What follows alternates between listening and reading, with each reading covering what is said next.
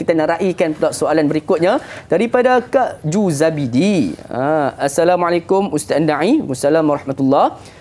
Mengikut cara Rasulullah SAW, sebelum baginda makan, baginda SAW akan mengambil sedikit garam menggunakan jari kecilnya. Lalu Rasulullah SAW akan menghisap garam itu. Kemudian barulah Rasulullah makan tersebut. Mengapa menghisap garam? Apakah kelebihannya? Mohon pencerahan Ustaz. #biar tahu jangan keliru. Ustaz, bagaimana Ustaz? Baik. Cantiklah soalan Kak Ju Zabidi ni. Dia cerita tentang garam. Ya. Garam ni antara dalam bahasa sains macam-macam dah disebut. Sodium, natrium dan sebagainya. Jenis-jenis garam, kalium dan sebagainya. Dan garam ini diperlukan oleh tubuh. Dia merupakan satu komponen yang tak boleh tiada dalam tubuh. Ya, pernah satu ketika waktu itu saya kurang sihat. Jadi doktor tak faham apa yang kurang. Dia ambil semualah, darah, air liur semua. Hujungnya keluar report, ya. Doktor beritahu, Ustaz, kekurangan garam kalium dalam tubuh. Nampak tak cantiknya? Jadi amalan yang Rasulullah buat, kita mesti kaji. Bukan hari ini saja kajian dibuat, bahkan ribuan tahun yang dulu. Okey? Kalau dalam kitab Al-Qanun fi Tib, ya, Qanun fi Tib ini, The Canon of Medicine, bagaimana peraturan pengurusan perubatan kesihatan dan sebagainya, Ibnu Sina dah sebut penggunaan tentang garam. Jadi antaranya yang Nabi buat ialah untuk merawat penyakit rohani dan juga penyakit jasmani sebenarnya. Jadi garam ini dia akan digunakan untuk membersihkan unsur-unsur racun dalam tubuh. Ini dia.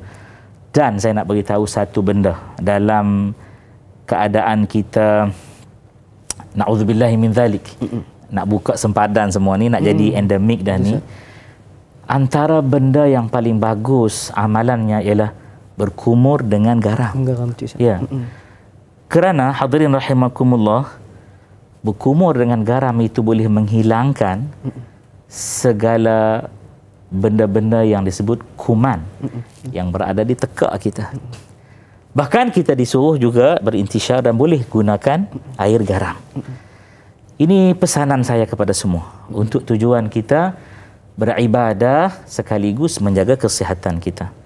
Dan kalau kita lihat apabila orang tu cirit-birit, ya, apa yang doktor bagi? Air garam.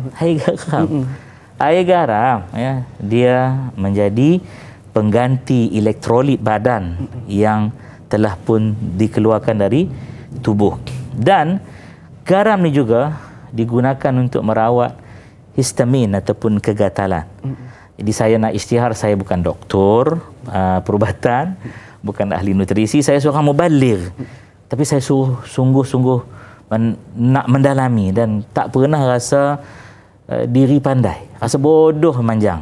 Jadi kajian-kajian itu terlalu banyak. Dan antara amalan orang Melayu ni, apabila dia buat kerja-kerja berat, bertani dan sebagainya, cuba kita perhati betul-betul. Dia akan minum air yang dicampur dengan garam. Last but not least dengan irin. Satu ketika ayah saya bertanya kepada seorang sahabat dia yang berbangsa Tionghoa.